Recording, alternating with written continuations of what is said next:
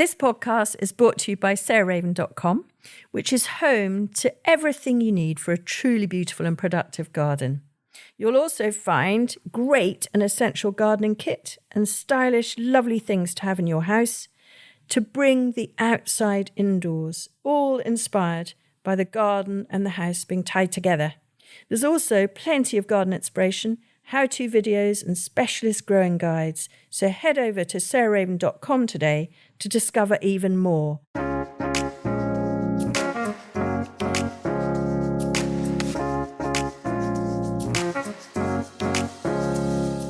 Welcome to Grow, Cook, Eat, Arrange, the podcast of me, Sarah Raven, and lots of other guests. At the start of the year, I thought that I would give you a kind of prompt in a way about sowing. And some of you may think, she's talked about sowing over the last 215 episodes or whatever it is that we're at now. Gosh, we've been at this quite a long time now, week by week, but I still love it. And I think at the beginning of the year, it's really important to kind of take stock of what one wants from one's garden and from one's life. And I can genuinely say that there is nothing as the new year starts that gives me more pleasure than sowing seeds. And it's just that whole thing of walking out with tiny packets of seed in your coat pocket. And with me, I walk down to the polytunnel where we have a lovely cat called Polly. Haha, surprise, surprise. And she adopted us. She's a stray. And we do actually feed her now. We didn't for ages and she stayed. But we do because she is brilliant at keeping on top of the mice. And she's become tamer and tamer. Anyway, this podcast is not about Polly, the polytunnel cat, but she's one of the joys. I walk in there and there she is and we have a chat. And she comes all around my legs and wants company. And then I start sowing seed, and it's just that thing that these little lumps of what look like dirt, then within a week or two, suddenly go green, and then they start to grow, and off they go. And it's this whole new, wonderful, incredible thing, which is plant life. And I just love it. And then I love the whole thing of I put on the radio or I put on some music and I go back and then I can do my pricking out, which I find incredibly mindful in a sustaining way because you're moving things from, I think of it like they're little children and they're going from kind of kindergarten to primary school to secondary school, and you're moving them into pots until the frosts are finished and then out they go into the wide world of the garden. But yes, so I love sowing seeds. I find it just the most peaceful and constructive and positive thing. And golly gosh, do we all need a bit of that in the world as it is at the moment. So I'm not going to dwell on that. I'm instead going to dwell on 2 packets of seed that I would sow every week from now until the middle of March. And this episode is going to be on the ornamentals. And then the next episode I'm going to do is on edibles. So if you're interested in flowery things and colour and picking flowers or just having lots of colour and flowers in your garden, then stay with this one. But if you're more interested in edibles, some of them are very, very beautiful too, but that will be the next episode. But I'm going to cover both. And these are the varieties that I think really benefit from sowing early, because obviously it's really early in the year still now, at the beginning of January. So number one job for me for the first week of January are sweet peas. And I've picked 2 that I'm going to be sowing. And the first one is Erewhon, which is this really unusual one because it's blue and purple together, a sort of bluey. They're both sort of slightly mauve-y tones, I suppose, quite sort of pastel, has fantastic scent. With us, seems very long flowering. So we actually had it all the way along the front fence here, going down the drive. And it looked really fabulous for months, not just weeks, which sweet peas can. We picked it. I picked it for the house. We picked it for the school. So, we didn't let it run to seed, but it really, really kept going. And as I said, wonderful scent, really beautiful, a quite new variety called Erewhon. So I really recommend that. And then I'm going to join that with my absolute corker classic, which is Matucana. which is the most highly scented sweet pea in the world. Again, a bicolour, crimson and purple bicolour. Wonderful, easy to grow. And both those, first week of Jan, into root trainers. So root trainers are called root trainers because they train the roots. And so rather than the roots swiveling round in a round pot, a root trainer has channels down the side of the pot, and it directs the roots straight to the bottom of the pot rather than going twizzle, twizzle, twizzle, which takes longer to get to the bottom, gets to the bottom of the pot, breaks off. That creates a virtuous circle of root development, because when the root breaks at the base, it forms little lateral rootlets. So you get a virtuous circle of root development. And so into root trainers in the next few days, and they will germinate in 2 weeks. I'll put them on a little bit of basil heat, but it's not necessary. So 10 days to 2 weeks. I don't bother to soak them. I don't bother to sandpaper the seed case. I don't do any of that palaver, just straight into a peat-free compost. And then in 2 weeks, they will definitely have appeared. Now, the key thing is poly here, which is mice do love sweet pea seeds. So if you haven't got a poly and you know you have mice, then there's one really good tip, which is get a board, a wooden board, and put it out the edge of your table.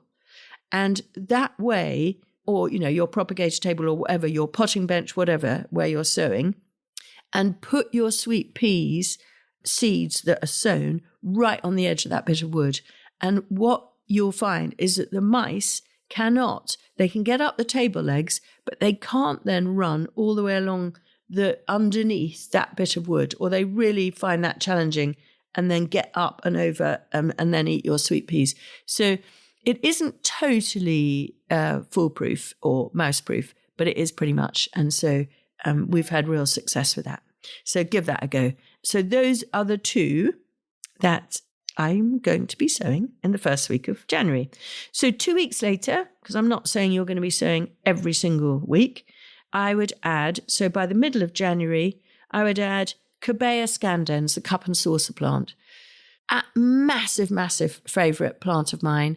I love it cut. I love it growing in the garden. We've got it in a greenhouse, still flowering away till the end of December, if not even further. It's just beautiful climber. And yes, with stem ends seared in boiling water, we go on picking that even for the Christmas table. But it needs sowing early. And so by mid-Jan, I'm getting itchy fingers to get sowing my Cobaea. And that's because it is quite slow to germinate and it's quite slow to grow on. But you need it to get to 6 foot before it flowers. Now, if you leave it sowing it until, let's say, March or April, what will happen is it just gets to 6 foot and then the frosts come along, or it gets really wet and the plants are killed or rot off just when they're coming into flower. So sowing in January is really, really imperative if you want flower. So Cobaea scandens would be next on my list. And the same, in the middle of January, I would start sowing cerinthe or honeywort. Now, this is a hardy annual. It's a fabulous cut flower and garden plant. Self-seeds, not too prolifically. It's just brilliantly behaved. I absolutely adore it.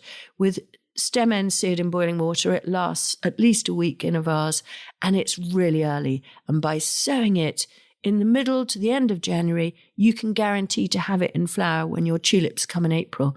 And it's fantastic as a pot topper with tulips in pots, but also it's fantastic in a vase. So cerinthe would be, or honeywort, wonderful for pollinators, would be my number 4. So we've had sweet pea Erewhon, sweet pea Matucana, Cobaea scandens and cerinthe. So those are your January urgent sowings. So we'll move on to February now. So in sort of first week of February, I then move on to snapdragons or antirrhinums. And honestly, all of these are incredible. They flower for longer than any other cut flower we have, any other annual cut flower we have in the garden here. They come in an ever-increasing array of unbelievable colours. Some of them are fragrant. We grow one called Apple Blossom, which is slightly cinnamony fragrant. And there's another lot imported from Japan called the Chantilly series that have a slightly fruity scent. Some of them don't have the double lip. They're just single now. But some of them have double lips. So they're actually fully double. So you can have them in every kind of almost every form you want now. There've been such great breeding, but the key thing is how long they flower and how long they last in the vase. But again, they need sowing early. They're quite slow to germinate. They're actually short-lived perennials. And so I always try and sow them sort of beginning of Feb, certainly by Valentine's Day. And I'm sowing my two, a Liberty Crimson, which is a long-standing favourite. I've been growing that now for 32, 33 years. I absolutely adore it. I grew it in London even before we moved here. And I'm going for another one called Antirrhinum Giant White, which self-seeds in the garden here. And it's wonderful. And it gets almost up to my mid-thigh in stem length sometimes. It's an absolute stonker in pure white. So those would be the ones for the first week of February. And then sort of from the middle of February to the end of February, I'm then going for another couple of hardy annuals. The first is something that I grow mainly for pots here, or we do, and we have a lot in the greenhouse to really jolly it along through the spring. And it's one of the toad flax family, Linaria sweeties mix. I'm crazy about it because it's perfumed. And to be honest, it's like a snapdragon in shape, but a quarter or a fifth the size. It's like an incredibly delicate antirrhinum or snapdragon. And I adore it. Scented, really early to flower, really long flowering, wonderful as a very delicate cut flower if you see the stem ends. And so that's the next one that I'm sowing. And some of them I'll sow straight into the top of pots. And they'll germinate, and they will be the most lovely sort of container plants for sheltered places or in a greenhouse. And they will scent your whole greenhouse when you walk in. And they'll be in flower by April at the latest. And then the next one that I would sow at the end of February, if I haven't sown this, or I will probably do it again, is Ami Majus. So it's my favourite foliage plant in the world, Bishop's Flower or Queen Anne's Lace. And by sowing it before the end of Feb, you're guaranteeing to have that in May. And I want to have lots around Chelsea Week to fill the garden. When cow parsley is in the lane, I want to have Bishop's Flower in the garden, and Ami Majus is the perfect answer. So that would be the one for the sort of, from the middle to the end of Feb. And then for the first sort of couple of weeks of March, I would go for another couple of hardy annual, really wonderful cut flowers. I'm mad on all salvias, but Salvia viridis blue, or the blue clary, is one of my absolute favourites because it's a flower, but it's also a foliage. So we find as a garden filler in the vegetable garden, brilliant for pollinators, edible flowers. It's absolutely fabulous, but also it's fantastic in the cotton garden. And it's a wonderful sort of border filler between tulips. So again, if you have got later flowering tulips than Salvia viridis blue, if you sow it now, it'll be in flower. End of April, beginning of May. Really lovely chunky seed, very easy to sow. Just sow them 1.5 inches apart into a seed tray, and you don't even need to prick them out. You can just get your trowel underneath and put them straight in the garden, and they will then self-seed.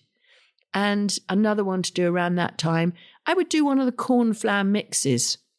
And there are lots around, but I love the sort of mix of colours called polka dot, where you get pink and white and purple and blue all in one, but they're more compact, and so they don't need so much staking. And they are dead easy. And do you know what? By this stage of the year, I would sow those direct if you want to. You can sow them under cover, but those could actually just go straight into the garden, and they will be in flower again, sort of late May, early June. And they're an edible flower, wonderful cut flower, and a good, if short-lived, border filler. But, cornflowers, when the Brits are surveyed what their favourite flowers are, you can perhaps imagine it tends to go sweet pea, peony, cornflower. And maybe that doesn't surprise you. But yeah, cornflowers are lovely, if not the longest lived, longest flowering things. So the final ones for the ornamental must-sow list for me, from the middle to the end of March, would be Melope. So it's another hardy annual, but we don't find if we sow it in the autumn it survives. So that's one that I tend to sow in March, and I will then have that in flower for June. And we use this for weddings almost more than any other flower, and I absolutely adore it. And I sow it at the same time as a plant that I plant it with, which is the annual scabious, Scabiosa atropurpurea. And I would go for a black cat is my absolute favourite, which is a rich, rich crimson. But if you want a colour mix, you can go for the tall double mix. But they are still flowering right to the end of December. From sowing now, they will start flowering end of May, beginning of June, and they flower, honestly, if you keep picking them for a 5 or 6 month stretch, they're absolutely incredible. So just to recap, a couple of sweet peas, Erewhon and Matucana for the first or second week of January, Cobaea scandens, the cup and saucer plant, and cerinthe from the middle to the end of January. First couple of weeks of February, a couple of antirrhinums. I've gone for Liberty Crimson and Giant White. From the mid to the end of February, I've gone for a Linearia Sweeties mix and the good old Bishop's Flower or Queen Anne's Lace Ami Majus. First couple of weeks of March, I've gone for Salvia viridis Blue and a Cornflower. And finally, for the last couple of weeks of March, I've gone for Melope and the annual scabious atropopurea. And with those, I promise you, you've spent very little money. You've replenished your soul and your spirit, and your garden and your house will be full of beautiful flowers, scent, and colour. So we've all got to do it. Thanks so much for listening to me and my podcast, Grow, Cook, Eat, Arrange. That was my 12 absolute must-haves for me for sowing between now and the end of March. And next week, I'm going to do the same, but with edibles. So this week, ornamentals, next week, edibles. So the things that I couldn't live without to sow over the next 3 months. So join me then.